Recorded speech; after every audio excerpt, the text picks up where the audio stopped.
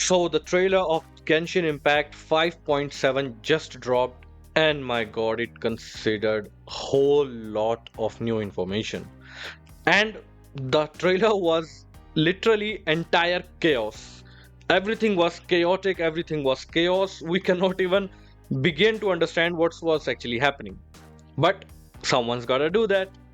So I have picked up 10 important points that took place in the trailer or that may be important, which will help us get an idea to what we can expect in the upcoming versions of 5.7's, either of the Dainsleif quest and the story quest of Skirk. So without wasting any further time, let's just start with it. I am Akshay and welcome to my channel Gacha Gaming. So the number one point that started with the hierarchy of the trailer. In the starting of the trailer, we saw Lumine or the Abyss sibling standing in a location that is completely covered by fire and destruction, and we hear a callback. We hear someone saying in the background that they did a mistake by trusting outsiders. So outsiders who are literally in the commas in the subtitles as well. So they are literally highlighting who these outsiders are. At this time, we don't know. It can either be the twin siblings, or it can be the five sinners from Kandria, or it can be the heavenly principles. We have literally no idea who that can be. All we can have is assumptions. But the next thing we found out that the loom of fate has been used by the prince or princess of the abyss, depending upon which character you are playing. But the loom of fate has been used by the princess. For my reference, I am going to take that I have selected Ether, and Lumine is the one who is the abyss sibling. So I'm going to talk in such a way. So the loom of fate has been used by the princess. Later on, the third point, we found out that Ochka Natlan is being strongly holded by the Abyss Order in such a situation that it seems like they are literally preparing for a war. Nextly, we see that Skirk is fighting someone who has absorbed the powers of Naharwal and is most probably targeting Skirk and Surtalogi. So we'll talk about that later. Fifth point, we see Lumine having the loom of fate in her hands. And in the background, you can also see the cubes used by the heavenly principles. Later on, in another scene, we could see the same cubes in the background, and these same cubes and this fire was actually also seen when we saw the trailer, in which it was being said that the Irminsul is on fire. So that scene was actually pretty similar to what we were initially shown in the trailer. So this can either mean one thing, that we are going to see heavenly principles, or we are going into the past when heavenly principles did make some of an interaction during the Kandrier apocalypse or the cataclysm. Nextly, we hear Paimon saying about a spaceship in which someone came to Teyvat.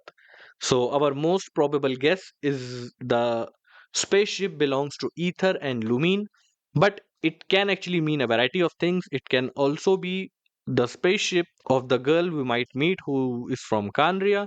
So, it can be any possibility, but we are going to take the assumption that this ship is the one in which Ether and Lumine came to Teyvat. The next point, we see that Dainsleif is back and is actually fighting the Abyss Herald and the Abyss Vectors. And we are actually going to see some of Dainsleif's combat abilities and his powers in the use. The last time we saw him use his powers was first time when we found out that our sibling has been taken by the Abyss, and where it was the scenario of the inverted statue. So it will be interesting to see. We will get to see more about his powers and what type of combat can he actually do. Nextly, we hear Lumine saying that she cannot miss the chance to reunite with us, obviously her sibling Ether, in 500 years in the past. So it seems like Loom of the Fate is actually allowing her, or maybe allowing her, to make some changes to the time or either go back into the time. So there can be any possibility that can happen. And these are the major important points that we saw in the trailer. I think the one where Skirk is fighting with someone who has absorbed the power of Norval, definitely it's not related to anything happening with the Abyss and Dainsleif.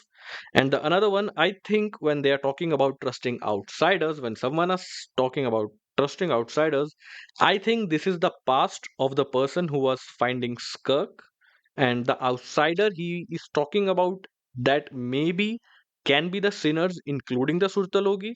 So he is actually out for revenge on that account.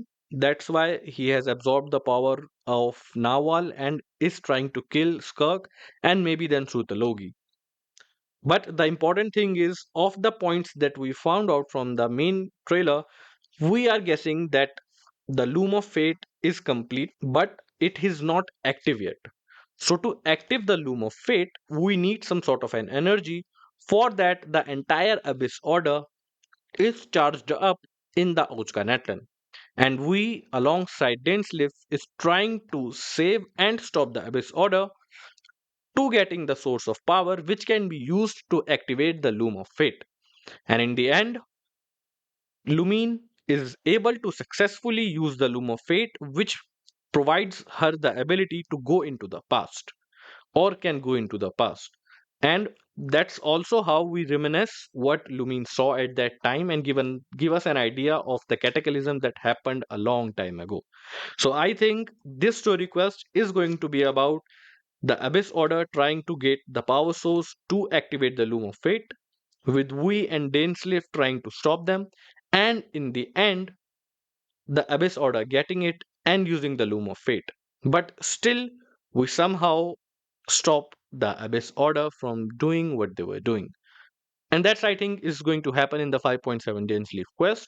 If I were to think about what's going to happen in the Skirk's quest, well, from the things that happens, it's kind of like very simple.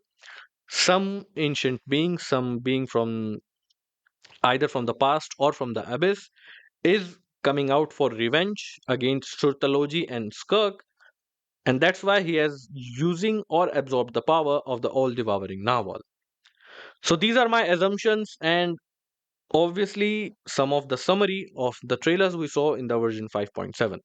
I will also be making other information about the new endgame content that is going to release in the version 5.7 as well, and more other important information that we got in the 5.7 special program. So if you are interested about that, subscribe to the channel and hit the bell icon so you get it as soon as I make it.